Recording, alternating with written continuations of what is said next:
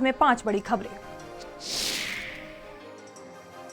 नेता प्रतिपक्ष राहुल गांधी के बयान पर आज लोकसभा में भारी हंगामा को देखने को मिला। दरअसल राहुल गांधी ने डोकलाम और चीन का मुद्दा उठाया, जिस पर गृह मंत्री अमित शाह, रक्षा मंत्री राजनाथ सिंह ने आपत्ति जताई, जिस पर राहुल गांधी ने कहा कि सरकार किस बात से डर रही है।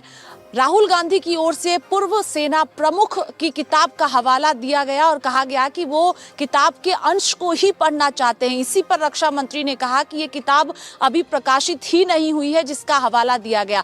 बार बार राहुल गांधी को लोकसभा स्पीकर टोकते रहे, लेकिन राहुल गांधी अपनी बात पर अड़े रहे और डोकलाम और चीन के मुद्दे पर राहुल गांधी बोलना चाहते थे। लेकिन दूसरी तरफ रक्षा मंत्री राजनाथ सिंह की बात हो, गृह मंत्री अमित शाह की बात हो या फिर संसदीय कार्य मंत्री किरण रिजिजू की बात करें, लगातार राहुल गांधी को कहते हुए नजर आए कि राष्ट्रपति के अभिभाषण पर चर्चा हो रही है। डोकलाम और चीन के मुद्दे पर जो है कोई जिक्र राष्ट्रपति की ओर से नहीं किया गया है। तो ऐसे में इस मुद्दे पर राहुल गांधी क्यों बोल रहे हैं, जबकि राहुल गांधी लगातार चीन और डोकलाम का मुद्दा उठा रहे थे। कांग्रेस पार्टी के तमाम सांसद विरोध जताते हुए नजर आ रहे थे। जिस तरह से गृह मंत्री अमित शाह और रक्षा मंत्री राजनाथ सिंह राहुल गांधी के बयान को लेकर सवाल उठा रहे थे। बार बार सदन की कार्रवाई को स्थगित किया गया क्योंकि हंगामा देखने को मिल रहा था। बार बार लोकसभा स्पीकर कह रहे थे, लेकिन उसके बावजूद भी राहुल गांधी उस किताब का जिक्र कर रहे थे, मैगजीन का जिक्र कर रहे थे, जिसको लेकर आपत्ति जताई जा रही थी। हालांकि कल ही 1 फरवरी को देश का बजट पेश किया गया, उसके बाद राष्ट्रपति के अभिभाषण पर आज चर्चा हो रही थी और उसी दौरान जमकर हंगामा देखने को मिला है। उत्तर प्रदेश की योगी सरकार ने राज्य के मदरसों में फंडिंग की निगरानी बढ़ाने का फैसला लिया है और ये कहा है कि विदेशों से जो भी फंडिंग आ रही है उस पर खास निगरानी बढ़ाई जाए। लगातार लंबे समय से ये बात सामने निकल कर आ रही थी। ऐसे तमाम मदरसे हैं जिनके पास विदेशी फंडिंग अवैध रूप से आ रही है।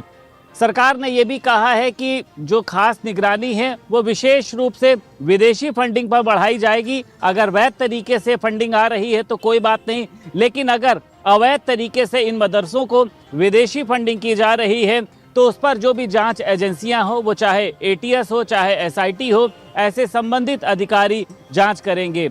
ये भी देखा जा रहा है कि मदरसों के नियमित जो खाते हैं उसकी तो जांच की ही जाएगी, लेकिन उसी के साथ साथ जो संचालक हैं उनके खातों में किस तरीके से लेन देन हुआ है इसकी भी एक जांच की जाएगी।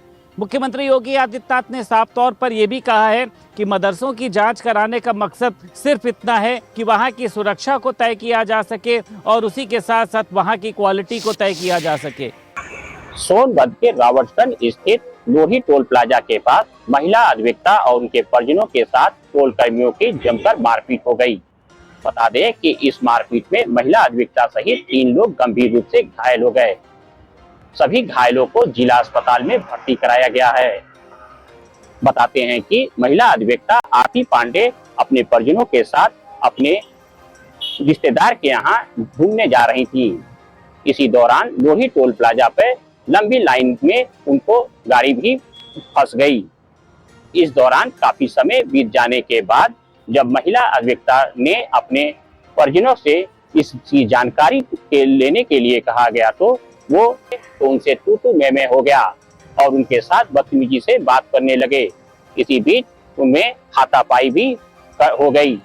बताते हैं कि टोल कर्मी उनके ऊपर लाठी डंडे से वार करके उन्हें घायल कर दिया। इस मामले में जब महिला अधिवक्ता को जानकारी हुई तो उन्होंने भी इस आकर वहां टोल कर्मियों के साथ उनकी भी झड़प हो गई। तभी उनके ऊपर भी हमला कर दिया गया।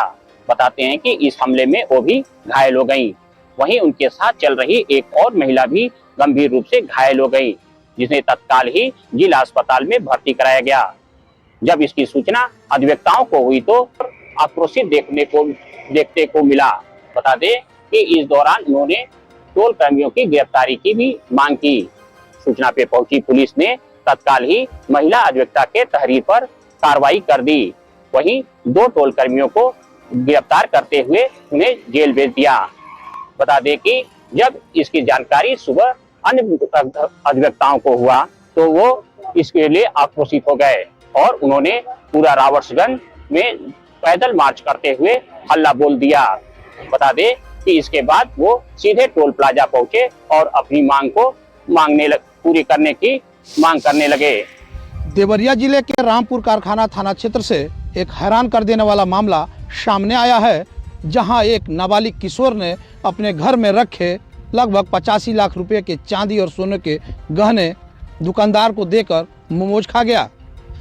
पीड़ित के पिता ने तहरीर देकर थाने में मुकदमा दर्ज कराया है, जहां उसके नाबालिग लड़के और 3 लोगों के खिलाफ मुकदमा दर्ज किया गया है। ऐसा बताया जाता है कि भगवानपुर तिवारी गांव के रहने वाले विमलेश मिश्रा ने, जो वाराणसी में रहकर पंडिताई का काम करते हैं, और उनका लड़का गांव पर रहकर पढ़ाई करता था। ये 9वीं का छात्र था और इसको मोमोज खाने की इतनी लत थी कि वो चौराहे पर जाता था और मोमोज खाता था। जब पैसे उसके खत्म हो गए तो दुकानदार ने कहा कि अब आप अपने घर के रखे गहने लाइए, फिर मैं मोमोज खिलाऊंगा। हालांकि दुकानदार ने उनको झांसे में ले लिया और लगभग 85 लाख रुपए के गहने वो दुकानदार को देता रहा और वो उसने मोमोज खिलाई। इसकी जानकारी जब हुई, जब पंडित जी की पत्नी अलमारी खोल कर देखी तो सारे गहने गायब थे, और जब उस पर शक हुआ तो उन लोगों ने अपने बेटे से पूछताछ की। बेटे ने यह बताया कि वह लगभग पूरे सोने के गहने और चांदी के गहने का उसने दुकानदार को दे दिया है और उसका मोमोज खा गया है। अब पुलिस कई लोगों को हिरासत में लेकर आगे की कार्रवाई में जुट गई है। वहीं मुकदमा भी दर्ज कर लिया गया है और आगे की कार्रवाई की जा रही है। हालांकि उसमें 3 लोगों को पुलिस ने हिरासत में लिया है। वहीं पंडित जी के जो नाबालिग पुत्र हैं उनको भी हिरासत में पुलिस लेकर पूछताछ कर रही है। हापुड़ जिले के पिलखवा कोतवाली क्षेत्र स्थित दिल्ली लखनऊ हाईवे पर 2 दिन पूर्व चावल व्यापारी से स्कूटी सवार 3 बदमाशों ने लूट की घटना को अंजाम दिया। लूट की घटना उस समय हुई जिस समय पीड़ित व्यापारी हापुड़ से पैसा लेकर दिल्ली की तरफ जा रहा था। जैसे ही उसकी बाइक पिलखवा कोतवाली क्षेत्र के दिल्ली लखनऊ हाईवे पर पहुंची तो पीछे से आ रहे स्कूटी सवार 3 बदमाशों ने उन्हें हथियारों के बल पर घेर लिया और उससे रुपयों से भरा बैग लेकर फरार हो गए। वहीं जो स्थानीय पुलिस थी, सूचना मिलते ही मौके पर पहुंची और उसके बाद पीड़ित व्यापारी से पूछताछ में जुट गई। पुलिस 2 घंटे तक व्यापारी से पूछताछ में लगी रही। इस दौरान जो बदमाश थे वह घटना को अंजाम देकर बड़े ही आराम से फरार हो गए। लूट की सूचना मिलने के बाद जिले के बड़े अफसर भी मौके पर पहुंचे और जिले में नाकाबंदी का आदेश भी किया गया। वहीं इस पूरे मामले में पुलिस के द्वारा 64 लाख रुपए की FIR दर्ज की, जबकि पीड़ित व्यापारी से 64 नहीं बल्कि 84 लाख रुपए की घटना को बदमाशों ने अंजाम दिया था। लूट की सूचना के बाद मेरठ रेंज के DIG और ADG भी मौके पर पहुंचे और पूरे मामले की जांच पड़ताल में जुट गए। वहीं स्थानीय पुलिस की लापरवाही के चलते मेरठ DIG ने कोतवाल चौपाल सिंह सहित 2 दरोगाओं को भी तत्काल सस्पेंड कर दिया और जो मेरठ रेंज के आसपास के ज़िले बागपत, हापुड़, मेरठ सभी ज़िले की पुलिस टीमों को बदमाशों की गिरफ्तारी के लिए आदेश दिए गए। फिलहाल जो पुलिस है वो लगातार बदमाशों की गिरफ्तारी का प्रयास कर रही है, लेकिन अभी पुलिस के हाथ पूरी तरीके से खाली हैं। पुलिस ने हाईवे पर लगे हुए करीब सैकड़ों CCTV कैमरे खंगाले हैं, लेकिन अभी तक पुलिस बदमाशों का कोई सुराग नहीं लगा पाई है। पुलिस का दावा है कि जल्द से जल्द बदमाशों की गिरफ्तारी की जाएगी। अब देखने वाली बात है कि पुलिस इस लूट की घटना का कब तक खुलासा कर पाती है। और चलिए